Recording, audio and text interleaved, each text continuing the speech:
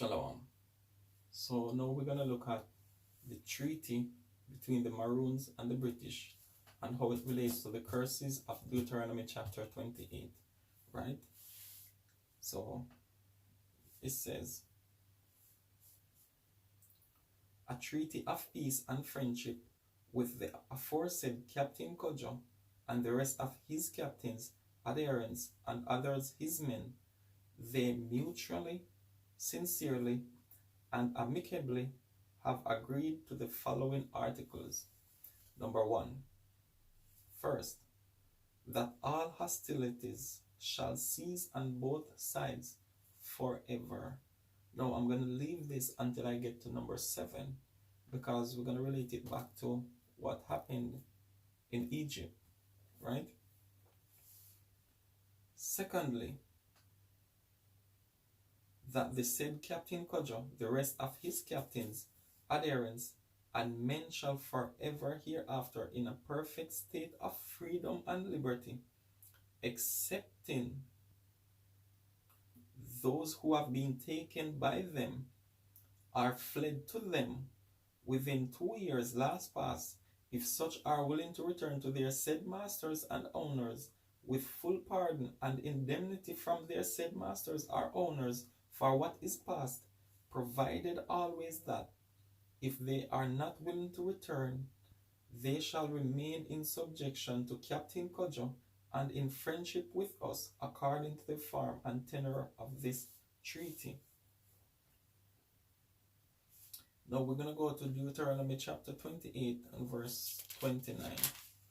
It says, and thou shalt grope at noonday as the blind gropeth in darkness, and thou shalt not prosper in thy ways, and thou shalt be only oppressed and spoiled evermore, and no man shall save thee, no man shall redeem thee, no man shall give thee liberty, freedom, right? So what we're seeing here is that these people called Maroons, they have no relation with this curse right here, because they had a perfect state of freedom and liberty. And the scripture says that no man shall save thee, right? Now let's go to verse 68. It says,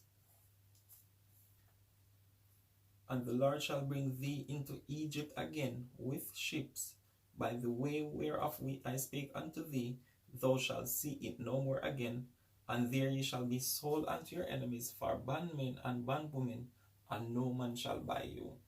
Again, the Maroons were free, right? Free. Thirdly, that they shall enjoy and possess for themselves, the Maroons, and posterity forever, all the land situated and lying between the Trelawney town and the cockpits, to the amount of 1,500 acres, bearing northwest from the said Trelawney town. Let's go to Deuteronomy chapter 28, start at verse 30. It says, thou shalt betroth a wife, and another man shall lie with her, and thou shalt build an house, and thou shalt not dwell therein, and thou shalt plant a vineyard, and shalt not gather the grapes thereof. So the Maroons, they had lands they could farm, plant, whatever, and guess what? Their wives were not taken. Their children were not given to another people. Verse 31 says, thine ox shall be slain before thine eyes, and thou shalt not eat thereof. Thine ass shall be violently taken away from before thy face, and shall not be restored to thee. No reparations for the Israelites. Thy sheep shall be given unto thine enemies, and thou shalt have none to rescue them. So what you're seeing is that the Maroons, they had land, and whatever animals they had would be theirs, right? And as we go further on into this article, we'll see that they could go to the market and sell their stuff, their whatever it is, right? As for the Israelites, it was not so.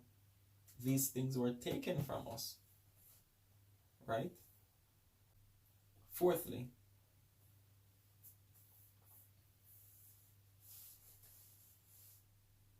that they shall have liberty to plant the said lands with coffee, cocoa, ginger, tobacco, and cotton, and to breed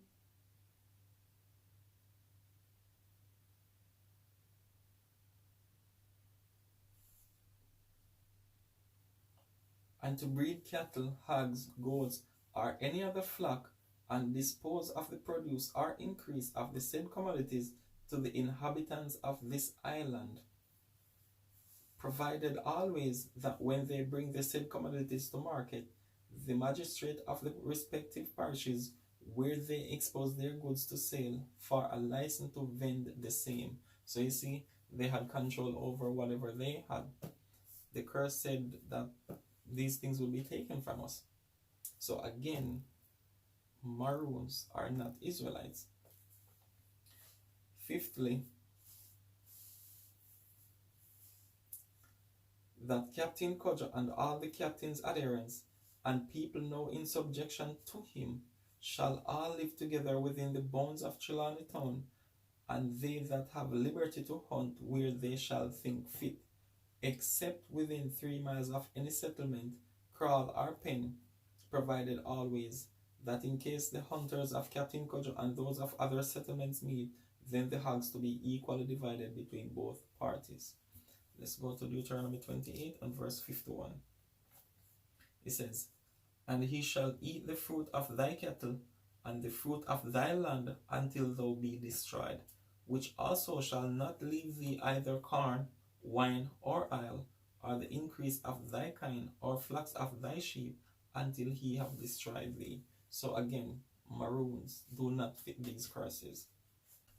Sixthly, that the said Captain Kojo and his successors, meaning everyone after him that sit in that seat, do use their best endeavors to take, to kill, to suppress, or destroy, either by themselves or jointly with any other number of men, commanded on that service by His Excellence the Governor, or Commander-in-Chief for the time being, all rebels wheresoever they be, throughout this island, unless they submit to the same terms of accommodation granted to Captain Kojo and his successors. Meaning what?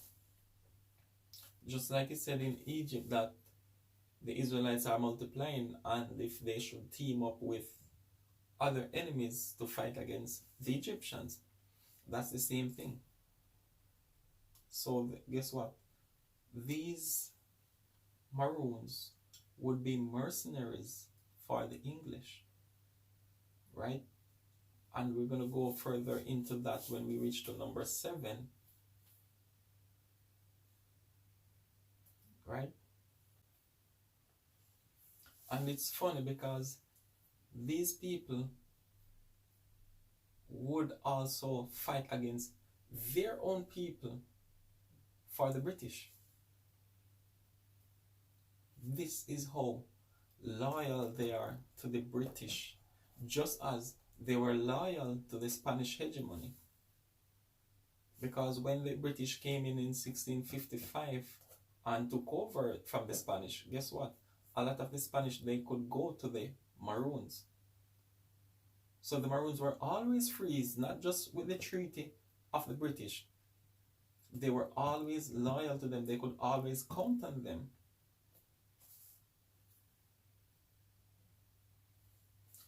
Maroons are not Israelites.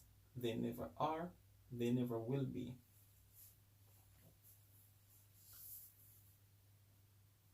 Let's go to verse 65 to 67.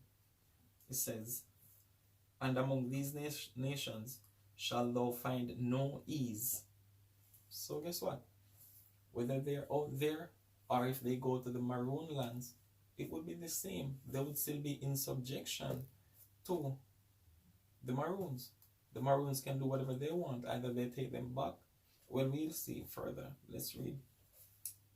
It says, "And among these nations shalt thou find no ease, neither shall the sole of thy foot have rest, But the Lord shall give thee there a trembling heart and a failing of eyes and sorrow of mind. So whether you're with the Maroons or not, it's going to be the same.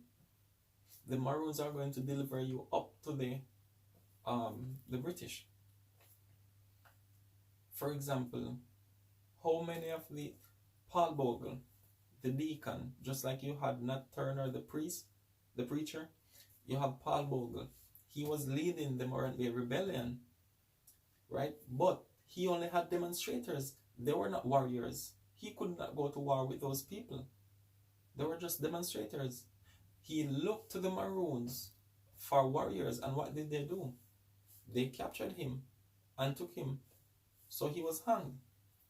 How many more of these Israelite leaders did these people hang? Did these people deliver up to the British? And you know what's funny? They put the Maroons, the people of the Maroons, as heroes. Heroes for who? Heroes for them, because they were doing the bidding of the British. These heroes, these so-called heroes, are not heroes of the people of Jamaica, which are the Israelites.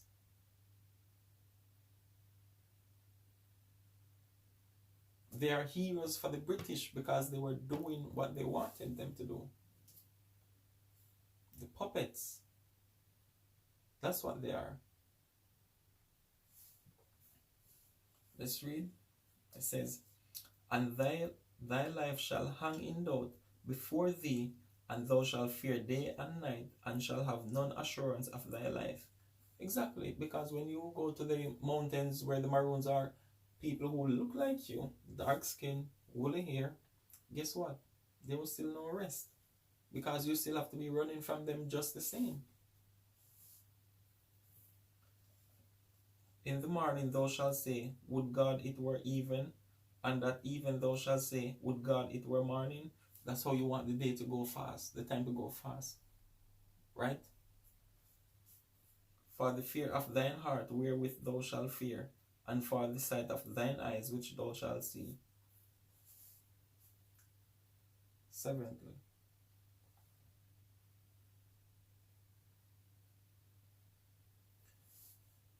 that in case this island be invaded by any foreign enemy, the said Captain Cudger and his successors, hereinafter named, are to be appointed, shall then, upon notice given, immediately repair to any place the governor for the time being shall appoint, in order to repel the said.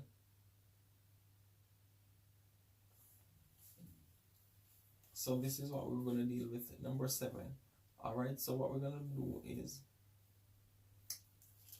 we're going to go to Exodus chapter 1.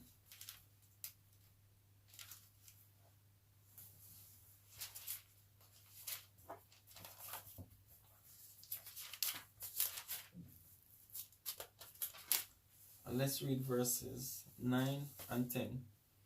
It says, no, they start from 8. And there arose up a new king over Egypt, which knew not Joseph. And he said unto his people, behold, the people of the children of Israel are more and mightier than we. Come on, let us deal wisely with them, lest they multiply, and it come to pass that, when there falleth out any war, they join also unto our enemies, and fight against us, and so get them up out of the land. That's the same thing that happened around there in their 7th article here, right? That Captain Kojo would do what? Have to fight as mercenary, right? So what happens when you have the British and you have the Maroons? You cannot have two enemies fighting as one, right? So guess what? The Israelites, if this day should ever come, or had in that time, what you'd have to do is either surround these territories, since there were more slaves than Maroons, right? You have to surround the Maroons and kill them off, or you have to attack the British and kill them off, so there would be nothing there to reinforce. right? Because once you get rid of one set of the enemies, then the other one would either go away or something, right? But you cannot have two enemies fighting as one. Eighthly, that if any white man shall do any manner of injury to Captain Kojo, his successors, or any of his or their people, they shall apply to any commanding officers or magistrate in the neighborhood for justice, and in case Captain Kojo or any of his people shall do any injury to any whiter person, he shall submit himself or deliver up such offenders to justice.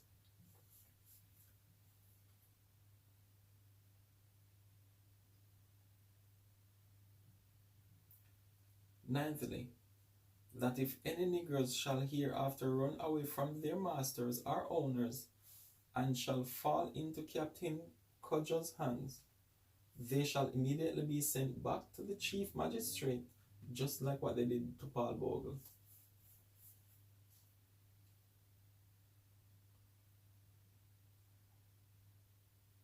Of the next parish where they are taken, and these that bring them are to be satisfied for their trouble, as the legislature shall appoint, the assembly granted a premium of 30 shillings for each fugitive slave returned to his owners by the maroons, besides expenses. What was the price of betrayal in the time of the Messiah? 30 pieces of silver.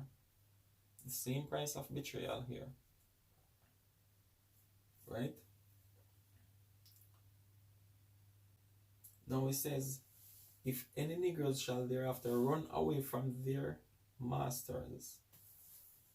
Remember, if negroes run away from their masters, Kojo and his people could take them back. So what is this telling us about negroes?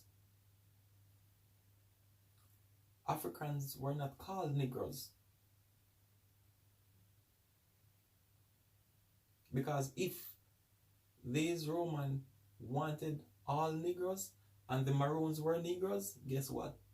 They would be delivered to the British as well. So this is making a clear distinction that the maroons were free, the Israelites, the negroes, were not free.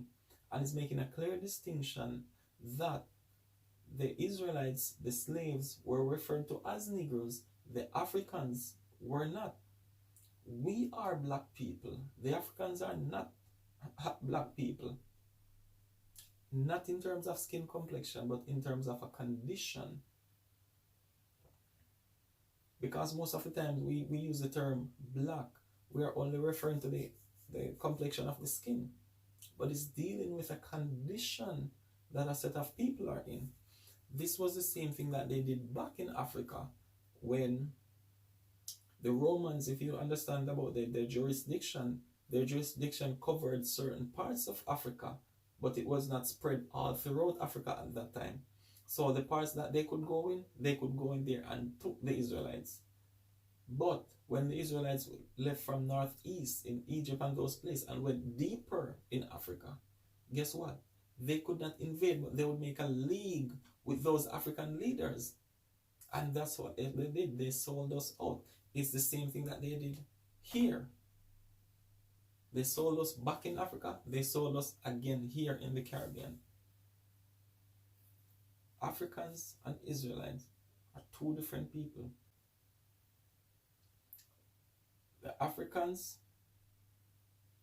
are Africans. The Israelites are Israelites.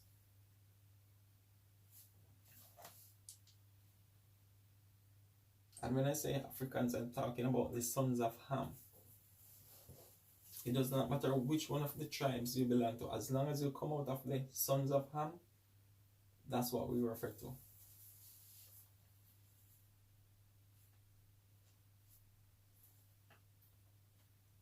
Tenthly,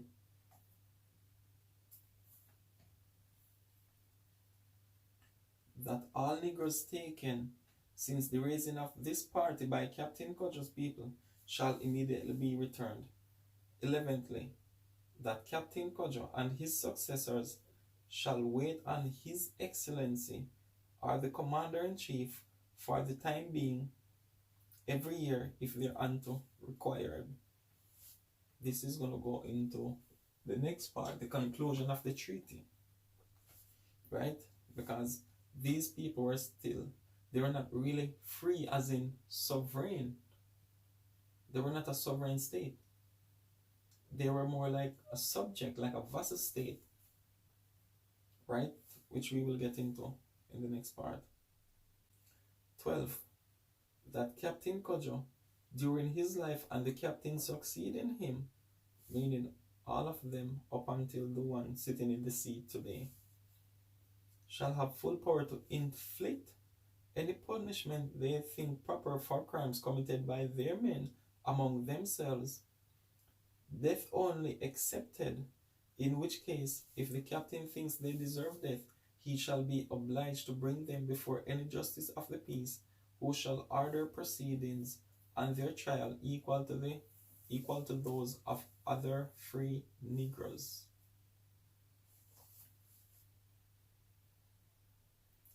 13. That Captain Kojo with his people shall cut, clear, and keep open large and convenient roads from Trelawney Town to Westmoreland and St. James, and if possible to St. Elizabeth's trade road. 14. That 2 white men to be nominated by His Excellence or the commander and the chief for the time being shall constantly live and reside with Captain Kojo and his successors in order to maintain a friendly correspondence. In other words, to spy on Kojo, because as you know, the British, they cannot trust themselves, so they will never trust anyone. And this is why they constantly have to send spies to see what's going on. This is why even like with this the education system, for example, right, or the religious systems, what you'll find that the teachers, they get a certain work to carry out, and then they have to give a monthly report to say yes, they followed this. You understand? It's the same thing. So no longer they have to put a physical person there to ensure, but it is organized systematically. So you are under this same surveillance. And if you're not doing that, guess what? You can lose your job. It's the same thing with the religious institutions. They get a certain book different from the Bible, and they don't really use the Bible. They use the other book that they get from upstairs, and they follow that. So at the end of the book, whoever wrote that book know exactly where the state of mind is. So I think when a child finishes grade 1, the first grade, they know where the brain is. When they finish grade 2, they know where the brain is. It's a continued programming to do what? Demoralize. So after you spend how many years you spend in school, think about how many years you spend. Guess what? All that period was not to educate you. When I say educate, I'm talking about politically, economically, and so forth. It is just to turn you away from the truth. So at that point, it does not matter what evidence people come to you with. They will be null and void to what already happened here. There's nothing anyone can show you anymore to go against what you held for 18 years that you spent in school. So if all your life science has been teaching you that the sun, the moon get its light from the sun, guess what? No matter when somebody comes and show you that, hey, there's a phase of the moon that goes black for 3 nights. If the sun gives light to the moon, why didn't it give light for those 3 nights? Not even that can change what you already hold on to. That's called demoralization.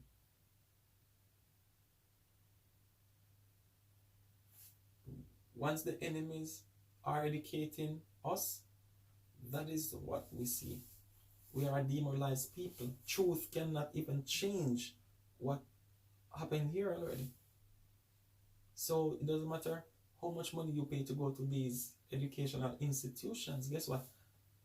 Until your people are the true educators, the ones, the books that you're using, the knowledge you're getting, everything, until your own people is in charge of that, none of the schools will make any difference in the condition of your life.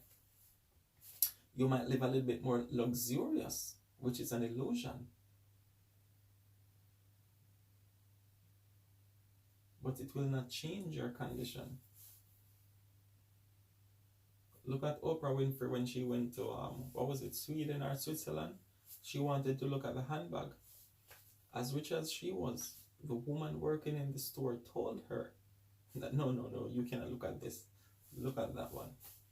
Oprah Winfrey, that can buy the entire store with all the handbags, and the woman inside of it could tell her that.